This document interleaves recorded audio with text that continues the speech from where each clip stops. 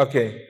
Eh, iya, tentu kita ini harus menelisik secara mendalam berbagai fenomena keagamaan yang kita saksikan hari ini, yang kemudian sering diatributkan sebagai sebuah penyimpangan yang terjadi di masa lalu diikuti terus-menerus. Mohon maaf, saya agak berbelok sedikit, tidak menjawab langsung kepada pertanyaan ini karena saya tidak menguasai ilmu tentang sejarah perkembangan Islam di Moluku Kiraha. Tapi saya sedikit banyak membaca dan mengkaji tentang yang terjadi di Jawa. Hal-hal yang pada hari ini dilabelkan kepada Islam di Jawa, itu labelisasinya dimulai tahun 1831. Di mana Belanda membentuk sebuah lembaga khusus untuk melakukan pemisahan antara Islam dengan Jawa. Yaitu orang yang beridentitas Islam harus selalu dicitrakan dia tidak akan bisa menjadi seorang Jawa yang baik. Dan seorang yang beridentitas Jawa harus dicitrakan dia tidak bisa menjadi seorang Muslim yang baik. Kenapa ini dilakukan oleh Belanda? Karena Belanda trauma. Trauma apa? Trauma perang Diponegoro. Perang Diponegoro terjadi 1825 sampai 1830, 5 tahun. Biaya yang dikeluarkan Belanda 20 juta gulden. Padahal pendapatan per tahun Belanda pada masa itu dari seluruh wilayah jajahan itu hanya 2 juta gulden. Artinya pendapatan 10 tahun itu dihabiskan untuk perang 5 tahun melawan Diponegoro. Gimana nggak bangkrut negaranya? 15.000 serdadu Belanda tewas dalam perang Jawa. Itu bahkan jauh lebih banyak daripada serdadu Belanda yang tewas selama perang Napoleon di Eropa. Di perang ini mengerikan dan sangat traumatik bagi Belanda. Lalu mereka menemukan satu simpul erat. Apa itu perang Diponegoro? Bersatunya identitas keislaman dengan kejawaan. Saya Muslim 100%, saya Jawa 100%. Itulah yang diangkat Pangeran Diponegoro di dalam jihadnya. Maka karena ini mengerikan, yang bergabung dengan Diponegoro itu adalah para pangeran, para bangsawan, ya. 60% pangeran Keraton Yogyakarta bergabung dengan Diponegoro selama perang. Diikuti dengan para bupati-bupati wilayah dan juga bergabung bersama beliau para ulama, para santri. Ini ngeri bagi Belanda karena jarang terjadi dalam sejarah ulama dan bangsawan bersatu di bawah satu panji-panji berjihad melawan mereka. Tentu ini diikuti oleh rakyat kebanyakan yang sangat antusias untuk berjuang bersama. Sehingga karena perang Diponegoro ini sangat-sangat traumatik, Belanda berusaha mencegah jangan sampai itu terulang dengan cara apa? Memisahkan identitas kejawaan dan keislaman. Kalau kamu Jawa, kamu nggak mungkin jadi Muslim yang baik. Kalau kamu Muslim, kamu nggak mungkin bisa menghayati kejawaanmu. Itu yang selalu ditanamkan melalui ya riset-riset, bahkan itu dimulai dari memframing orang Jawa melalui karya yang lebih lama seperti History of Java-nya Thomas Stafford Raffles dan History of Indian Archipelago karya John Crawford. Dilahirkan sebuah lembaga yang kemudian ini menginisiasi penguatan identitas-identitas kejawaan anti-Islam dan identitas-identitas keislaman anti-Jawa. Maka pada akhir abad ke-19 terbit Serat Babat Kediri. Isinya yang sekarang banyak dijadikan narasi oleh sebagian teman-teman Islamofobia, yaitu bahwa datangnya Islam ke Nusantara meruntuhkan kejayaan peradaban Nusantara yang diwakili oleh Majapahit. Serat Babat Kediri ini dengan sangat vulgar mengolok-olok Sunan Bonang, mengolok-olok Sunan Giri, mengolok-olok Sunan Ampel, mengolok-olok Sunan Kudus. Dengan berbagai cerita karangan yang sangat keji. Kemudian terbit Serat Darmo Gandul dan Suluk Gatholoco. Yang dari situ kita lalu kemudian bisa membaca dengan sangat jernih, upaya memisahkan Jawa dengan Islam ini diikuti dengan upaya kristenisasi. Ini adalah penelitian dari Dr. Susianto, dosen sejarah di Universitas Islam Sultan Agung Semarang. Jadi Ternyata ada proses yang sangat jahat di situ, memisahkan identitas keislaman dengan kejawaan. Sehingga semua yang dilabeli Islam Jawa itu seakan-akan sinkretisme antara Islam dengan Hindu, Buddha, atau animisme, dinamisme. Para peneliti berikutnya, Srike, kemudian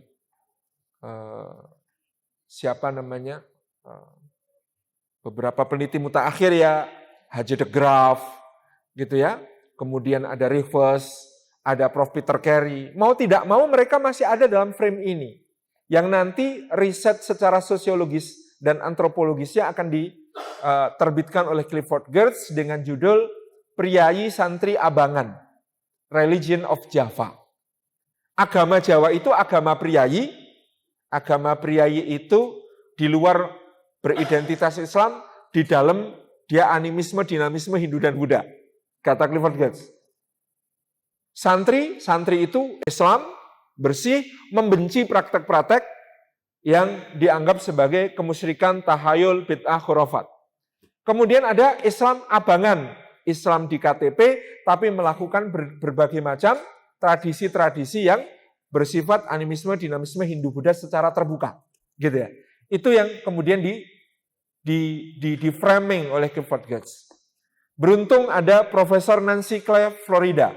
Profesor Nancy Florida ini melakukan riset di Keraton Surakarta, Mangkunegaran, dan Museum Radia Pustaka meneliti 750.000 halaman naskah dari Keraton Jawa, yaitu Surakarta, Mangkunegaran, dan di Museum Radia Pustaka. 750.000 halaman manuskrip.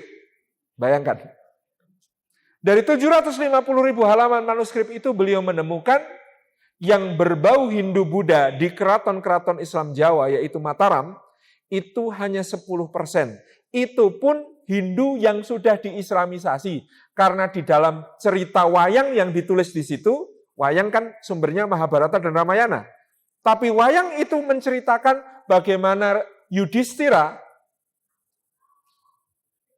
Pandawa yang tertua, itu kesulitan untuk menuju surga, maka dalam naskah itu disebut dia berguru kepada Sunan Kalijaga untuk dibabar tentang Kalimosodo atau Kalimatus Syahadatain, itu maknanya apa. Misalnya begitu. Jadi sudah melalui islamisasi yang luar biasa. Maka Nancy Florida mengatakan betul-betul sejarah Indonesia, historiografi Islam di Jawa itu betul-betul dibelokkan oleh Belanda untuk kepentingan jangan sampai perang Diponegoro terulang, sehingga diciptakan permusuhan antara kaum Islamis dengan kaum Jawanis. Padahal Jawa adalah Islam. Islam, gitu ya, yang kalau Anda sudah tidak Islam, maka Anda tidak lagi Jawa. Itu yang seharusnya. Nah, karena sudah terlanjur terbentuk frame ala kolonial ini memisahkan Islam dan Jawa, kaum muslimin kontemporer ikut-ikutan, sehingga segala yang berbau Jawa dianggap klenik, musyrik, syirik. Tradisi-tradisi keraton yang sebenarnya bermula dari syiar Islam lalu dianggap sebagai Hindu, Buddha, ini itu. Padahal kalau mau meneliti lebih jauh, dia sesungguhnya adalah betul-betul sebuah syiar Islam yang kemudian dibentuk oleh para ulama, didukung oleh syiar-syiar kerajaan pada masa itu untuk melaksanakan dakwah secara lebih masif. Ini yang menjadi catatan poin saya tentang Jawa. Saya khawatir di sini juga terjadi hal yang demikian. Terjadi historiografi kolonial yang kemudian membuat orang yang merasa Islamnya kuat membenci berbagai hal yang bersifat tradisi yang dianggap tidak bersesuaian dengan nilai Islam. Padahal kalau ditelisik lebih dalam, penelitiannya lebih serius, barangkali dia akan menjadi sesuatu yang ada pemaknaan tersendiri. Saya ambil contoh, teman-teman ini saking merasanya bahwa segala sesuatu yang tidak sesuai dengan praktek keislaman di Arab, maka dianggap tidak layak untuk dipertahankan, dianggap sebagai bid'ah dan lain sebagainya. Padahal nanti dulu. Contoh, di Jawa ada kebiasaan dalam sholat tarawih. Sholat tarawihnya kalau 23 rakaat, maka 20 rakaat itu tiap 4 rakaat itu ada penyebutan nama Rasulullah, diikuti kemudian Abu Bakar, kemudian Umar, kemudian Utsman, kemudian Ali. 4 khulafaur rasyidin disebut semua. Dengan sebada 4 rakaat itu imam atau bilalnya membaca Al-Khalifatul Ula Amirul Mukminin Abi Bakr Siddiqi hal tardu'an. Lalu jamaah menjawab nardu'an atau ardu'an gitu. Orang yang serampangan tidak mengkaji secara seksama akan mengatakan jelas bid'ah. Mana ada Rasulullah SAW salat qiyamul lail disela-selai dengan membaca nama-nama khalifah seperti itu. Mana ada para sahabat melakukan itu. Mana ada para tabi'in melakukan itu. Tetapi tidakkah dia berpikir bahwa dia bukan bagian dari ibadah? Maka bagaimana bisa disebut bid'ah kalau dia bukan bagian dari salatnya? Kecuali teriak-teriak begitu sebelum salam. Itu jelas bid'ah. Tapi ini sesudah salam. Wong sesudah salam itu antum tanya pada teman di sebelah, kamu bawa HP enggak? Boleh enggak? Maka apa larangannya bertanya, khalifah yang paling awal Abu Bakar Siddiq, apakah kamu ridho padanya? Iya kan? Jelas bukan bagian dari bid'ah, pembahasan bid'ah enggak masuk di situ. Tetapi karena tergesa-gesa, maka kemudian itu dianggap sebagai bid'ah. Padahal tahu tidak bagaimana dulu para ulama menghadirkan itu untuk apa? Untuk membentengi masyarakat dari pemahaman Syiah Rafidhah. Nah jelas-jelas kalau ditanya kamu ridho kepada Abu Bakar atau tidak, kamu ridho kepada Umar atau tidak, kamu ridho kepada Utsman atau tidak, itu jelas yang ridho hanya Ahlus Sunnah wal Jamaah. Yang Syiah Rafidhah akan nggak tahan ada di situ, akhirnya nggak ikut sholat tarawih. Kan ini filtering, sama dengan mungkin siapa yang ngajarin itu kubah masjid dikasih nama Rasulullah, Abu Bakar, Umar, Utsman, Ali, Hasan, Husain. Siapa itu?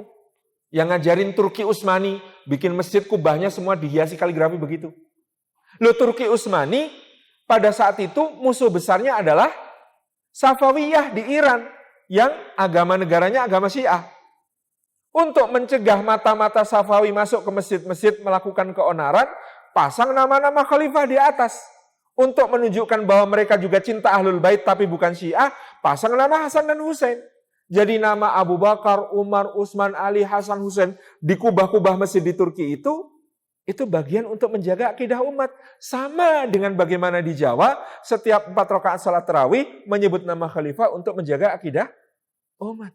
Nah kadang-kadang kita malas untuk melakukan penelitian lebih jauh seperti ini, dan kemudian dengan simplistis mengatakan, ya karena tidak dicontohkan oleh Rasulullah itu bid'ah. Begitu kan? Nah ini yang kita harus hati-hati, karena itu kan pertanyaan biasa, kayak kamu bawa handphone apa enggak? Loh imam kalau tanya kepada jamaah, bapak-bapak ibu-ibu bawa handphone enggak? Habis salam, apakah salah? Ya enggak. Apalagi tanya, apakah kalian ridho pada Abu Bakar? Apakah kalian ridho pada Umar? Apakah kalian ridho pada Utsman? Dan lain sebagainya. Begitu ya. Jadi ini kita perlu selalu untuk melakukan satu telisik lebih dalam terhadap nilai-nilai keagamaan yang sudah menjadi bagian dari budaya.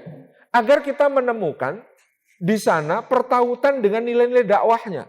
Bukan sekedar bahwa ini akhirnya adalah sesuatu tradisi yang kita katakan bertentangan dengan nilai-nilai Islam. Demikian, mudah-mudahan bermanfaat. Assalamualaikum.